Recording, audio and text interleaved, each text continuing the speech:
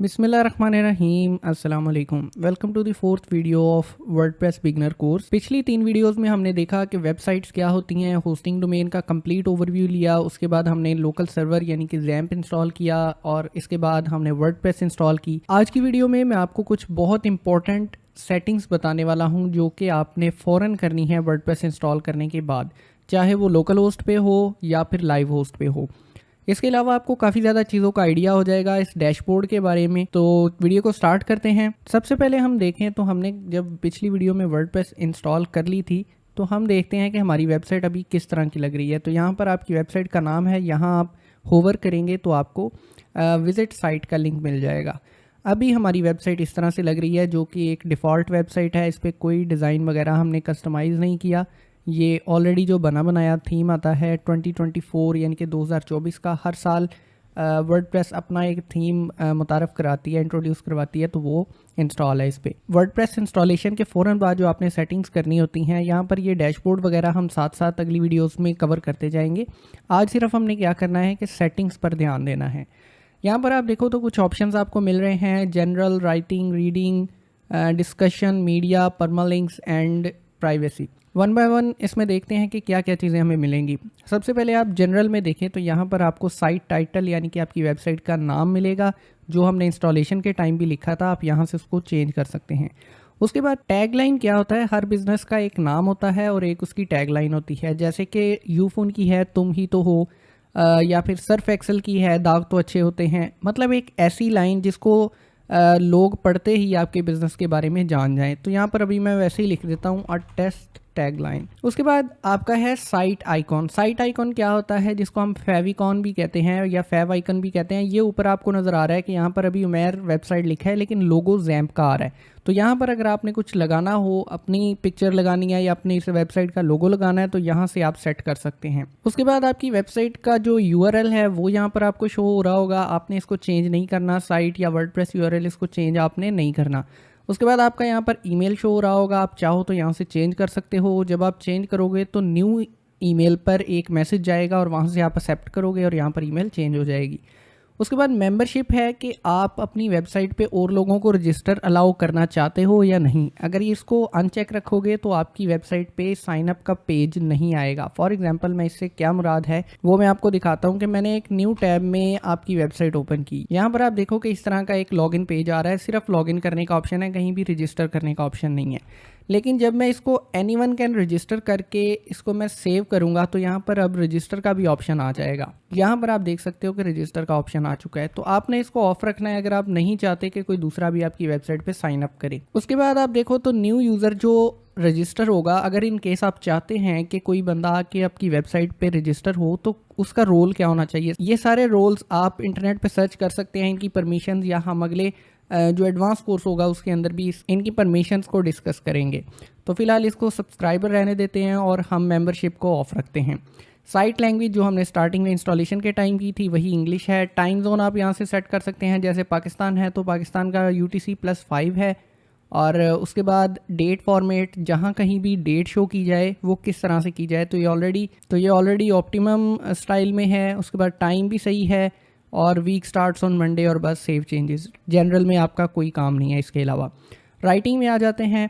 अब राइटिंग में क्या होता है कि बेसिकली आप जब पोस्ट कर रहे होते हैं तो आपकी पोस्ट किसी ना किसी कैटेगरी में जा रही होती हैं। तो अगर आप कैटेगरी लगाना भूल जाते हैं या आप कैटेगरी खुद से नहीं लगाते तो एक डिफ़ॉल्ट पोस्ट कैटेगरी होती है जो कि यहाँ पर है अनकैटेगराइज। आप इसको डेफिनेटली खुद से एक कैटेगरी दे सकते हैं कि अगर आपने कोई कैटेगरी नहीं असाइन की पोस्ट को तो वो ऑटोमेटिकली उसे असाइन कर देगी वर्डप्रेस।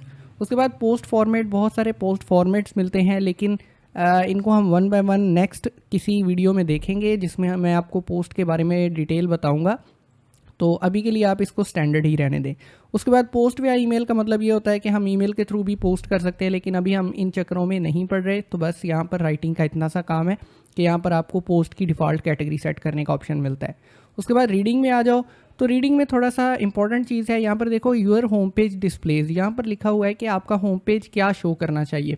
यहाँ पर देखो ये चेक्ड है यूर लेटेस्ट पोस्ट, जो भी मैं पोस्ट करूँगा यहाँ पर अपनी वेबसाइट पर वो यहाँ पर नज़र आ रही होगी। ओके, लेकिन अगर हम चाहते हैं कि कोई एक स्पेसिफिक पेज, जैसे कि ये एक सैम्पल पेज है, इसको मैं होम पेज सेट करना चाहता हूँ। मैं चाहता हूँ कि ये सैम्पल पेज लिखे बगैर ही मेरी डोमेन पर ही ये पेज लोड हो। तो फिर क्या करेंगे, यहाँ पर इसको स्टैटिक पेज पे सिलेक्ट करेंगे और होम पेज में से ड्रॉप डाउन में से जो भी आप पेज सेलेक्ट करना चाहते हो एज अ होम पेज, उसको सैम्पल पेज सेलेक्ट करके होम पेज हमारा बन जाएगा। अब यहाँ पर देखो कि मैं इसको रिफ़्रेश करता हूँ, यूआरएल के आगे इसका नाम नहीं आ रहा, फिर भी ये होम पेज के तौर पे काम कर रहा है। तो इस तरह से आप होम पेज भी और पोस्ट पेज भी कर सकते हैं। पोस्ट पेज इस तरह से काम करेगी कि हम अपने ब्लॉग की सारी या वेबसाइट की जितनी भी पोस्ट होंगी उसको एक ही पेज पर शो करवाएंगे। और अगर आप एक बिज़नेस वेबसाइट बना रहे हो तो इसको आप एज इट इज़ छोड़ सकते हो, लाजमी नहीं है कि आपने इसको सेट करना है।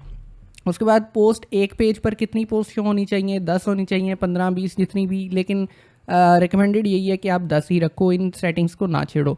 उसके बाद for each post in a feed include, अच्छा अब ये देखो कि जब आपको पोस्ट नज़र आएगी तो उसका सारे का सारा टेक्स्ट आपको नज़र आना चाहिए या सिर्फ उसकी एक्सर्प्ट। एक्सर्प्ट क्या होती है कि ये पूरा टेक्स्ट है, ठीक है, और इसकी एक्सर्प्ट होगी ये सिर्फ पहली एक लाइन, जिससे हमें थोड़ा ओवरव्यू मिल जाए उस पोस्ट का, तो हम इसको एक्सर्प्ट सेट कर देंगे।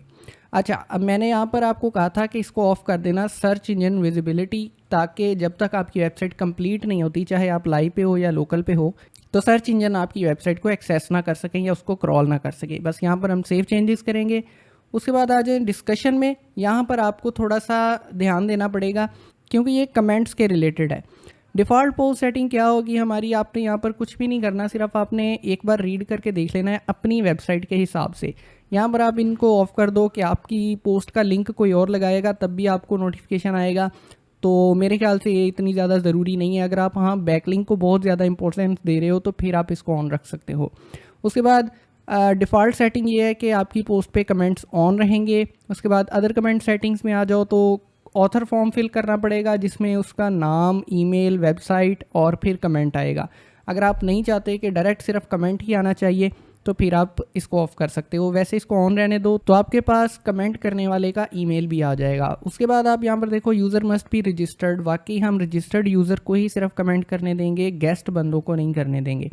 उसके बाद आ जाओ तो ऑटोमेटिकली क्लोज कमेंट, 14 दिन बाद ऑटोमेटिकली पोस्ट पर कमेंट्स ऑफ हो जाए, तो इसको हम ऑफ रखेंगे क्योंकि हम नहीं चाहते कि 14 दिन बाद जाके पोस्ट पर हमारी कमेंट्स ऑफ हो जाएं।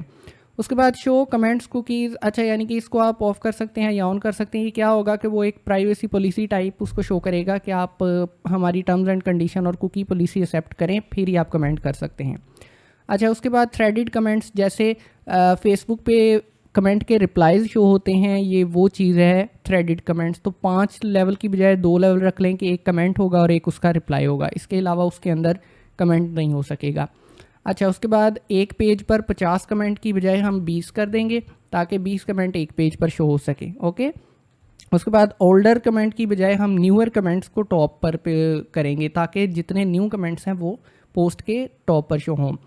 उसके बाद ईमेल नोटिफिकेशन है यहाँ पर कि जब भी कोई पोस्ट पे कमेंट करता है तब भी हमें ईमेल आना चाहिए। और उसके बाद जैसे कोई कमेंट कर दिया है किसी ने और वो मॉडरेशन में चला गया या उसने कोई लिंक लगाया हुआ था या कोई वर्ड ऐसा था जो ऑफेंसिव था और वो पेंडिंग में चला गया, तब भी हमें ईमेल आए। तो हम ईमेल से ये सारे काम हटा देंगे, हम सिर्फ वेबसाइट के अंदर ही सारा कुछ मैनेज करेंगे। जब आप लाइव पे जाएंगे और आपकी वेबसाइट कोई बहुत बड़ी है और सेंसिटिव कंटेंट है बहुत ज़्यादा, तो फिर आप ईमेल्स भी ऑन कर सकते हैं। उसके बाद before a comment appears, comment के अपीयर होने से पहले क्या होना चाहिए, मैनुअली अप्रूव होना चाहिए और उसके बाद उस ऑथर का पहले भी एक कमेंट अप्रूव्ड हो। अब इसका मतलब क्या है कि अगर किसी ऑथर ने पहले कमेंट किया था और हमने उसको अप्रूव कर दिया, तो जब वो दूसरा कमेंट करेगा तब उसका कमेंट ऑटोमेटिकली अप्रूव हो जाएगा। उसके बाद ये जो 2 बॉक्सेस हैं यहाँ पर आपको डिस्क्रिप्शन में एक लिंक मिलेगा, ये लिस्ट है। आपने क्या करना है, सिलेक्ट ऑल करके ये सारी की सारी लिस्ट यहाँ पर पेस्ट करनी है। अब ये क्या लिस्ट है, ये वर्ड्स हैं ऐसे जो कि आप ये वाला आप रिमूव कर देना। ये वर्ड्स हैं ऐसे जो कि ब्लॉक होने चाहिए हमारी वेबसाइट से, तो आपने इसको इस तरह से सेट करके रिमूव कर देना है। ओके, एंड इसी को ही कॉपी करके दोबारा नीचे पेस्ट कर देना है। ये वो वर्ड्स हैं जो कि हमारी वेबसाइट की अथॉरिटी को डाउन करते हैं। तो जैसे ही कोई कमेंट करेगा इनमें से कोई वर्ड, तो ऑटोमेटिकली वो स्पैम में चला जाएगा या कमेंट पूरा डिलीट हो जाएगा। उसके बाद आपने अवतार डिस्प्ले को ऑफ कर देना है ताकि कमेंट करने वाले की इमेजेस शो ना हो। उसकी मेन वजह यह है कि जब अगर फ़र्ज़ करें 50 कमेंट आ रहे हैं तो 50 छोटी छोटी इमेजेस लोड होंगी, तो वो हमारी वेबसाइट की लोडिंग टाइम पे बहुत ज़्यादा असर पड़ेगा। इसलिए हम उसके नाम को ही सिर्फ इनेबल रखेंगे, इमेजेस को ऑफ कर देंगे। सेव चेंजेस करेंगे तो हमारी कमेंट की सेटिंग हो चुकी है। उसके बाद मीडिया वगैरह को करने की कोई ज़रूरत नहीं है, ये डिफ़ॉल्ट ही रहने दे। उसके बाद परमालिंक्स पे आ जाओ। यहाँ पर एक इंपॉर्टेंट चीज़ है, परमालिंक क्या होता है? ये जो हमारे ऊपर लिंक्स ओपन हो रहे हैं, जैसे सैम्पल पेज पे हम गए थे तो यहाँ पर इसका आगे नाम शो हो रहा था, तो यहाँ पर देखो बहुत सारे कैटेगरीज हैं जिनके ज़रिए हम यूआरएल को सेट कर सकते हैं, लेकिन आपने इसमें पोस्ट नेम को ही सेट करना है ताकि एसईओ फ्रेंडली रहे हर चीज़ आपकी, चाहे पोस्ट है, चाहे वो पेज है, सर्वे है, फॉर्म है, कोई भी चीज़ है, तो डायरेक्ट आपकी वेबसाइट की डोमेन हो और डोमेन के साथ उसी पोस्ट का नाम हो या पेज का नाम हो। उसके बाद आपने यहाँ पर और कुछ भी नहीं करना, प्लेन से इसको पोस्ट नेम पे कर देना है। सेव चेंजेस, प्राइवेसी पे आओगे तो एक पेज हम बनाएंगे प्राइवेसी का, उसको यहाँ पर आके प्राइवेसी पॉलिसी में सेट कर देंगे। अदरवाइज़ आपको वर्डप्रेस ऑटोमेटिकली भी एक प्राइवेसी पॉलिसी बना के देती है, आप उसको करना चाहते हो तो उसको भी सेट कर सकते हो। तो बेसिकली ये सारी सेटिंग्स थी। उसके बाद आपने आ जाना है डैशबोर्ड में, इसको थोड़ा सा क्लीन करने के लिए, क्योंकि हम पोस्ट वगैरह नहीं कर रहे, तो यहाँ पर एक आपको स्क्रीन ऑप्शन मिलता है। यहाँ पर आपने आना है। हमने वर्डप्रेस न्यूज़ इवेंट्स में हमें कोई इंटरेस्ट नहीं है, क्विक ड्राफ्ट में नहीं है, बाकी ये 3 चीज़ें हमें ठीक है। एक्टिविटी से हमें पता चलता रहेगा कि क्या क्या हो रहा है हमारी वेबसाइट पे। एट अ ग्लैंस से हमें पता चलेगा कितनी पोस्ट हो चुकी हैं, कितने पेजेस हैं और कितने कमेंट्स हैं, और इसके अलावा हमें कोई एरर आता है तो वो पता चलेगा। अब यहाँ पर इसको ड्रैग एंड ड्रॉप कर देते हैं। तो ये थी सारी सेटिंग्स जो कि एक न्यू वर्डप्रेस के बाद आपको लाजमी करनी चाहिए। उम्मीद है आपको ये सारी चीज़ें समझ आ गई होंगी। अगर फिर भी कोई क्वेश्चन है तो आप कमेंट सेक्शन में मुझे पूछ सकते हैं। मैं मिलता हूँ आपसे नेक्स्ट वीडियो में। अगर चैनल पे न्यू हो तो लाजमी सब्सक्राइब कर लो। तब तक के लिए अल्लाह हाफिज़।